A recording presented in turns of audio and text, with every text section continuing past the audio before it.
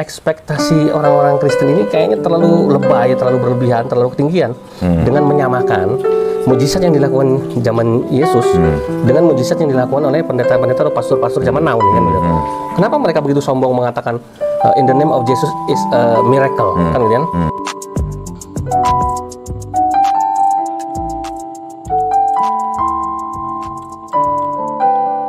Shalom saudara terkasih dalam Tuhan Yesus Kristus. Senang kembali menjumpai saudaraku sekalian dimanapun saat ini berada di seluruh Indonesia. Doa dan harapan saya setiap saudara dalam perlindungan Tuhan kita Yesus Kristus. Amin. Nah saudara, sebelum kita melihat mujizat-mujizat yang dilakukan oleh Pastor Andi Simon, saudara, saya ingin memberikan satu penjelasan kepada saudara sekalian agar bisa mencerahkan ya. Ada banyak orang yang mengatakan bahwa orang Kristen, pendeta-pendeta atau pastor-pastor terlalu lebay melakukan mujizat, seolah-olah menyamakan dirinya dengan Tuhan Yesus ya. Dan mereka tidak percaya bahwa mujizat-mujizat itu dari Tuhan, saudara. Ya memang susah untuk mereka pahami. Kenapa? Karena di dalam Alkitab, saudara, kalau saudara percaya kepada Alkitab Perjanjian Baru, maka saudara akan mengerti dan paham kenapa hamba-hamba Tuhan, pendeta-pendeta bisa melakukan mujizat kesembuhan. Dan kesembuhan itu datangnya dari mana? Ya. Di dalam Markus 16 ayat 15, 16, 17, 18, di sana dikatakan bahwa siapa yang percaya kepada Yesus tentunya dan dibaptis, mereka akan diselamatkan. Tanda-tanda ini akan menyertai orang-orang yang percaya. Mereka akan mengusir setan-setan demi namaku. Mereka akan berbicara dalam bahasa-bahasa yang baru bagi mereka. Mereka akan meletakkan tangan atas orang sakit dan orang itu akan sembuh. Jadi itu adalah sebuah perintah.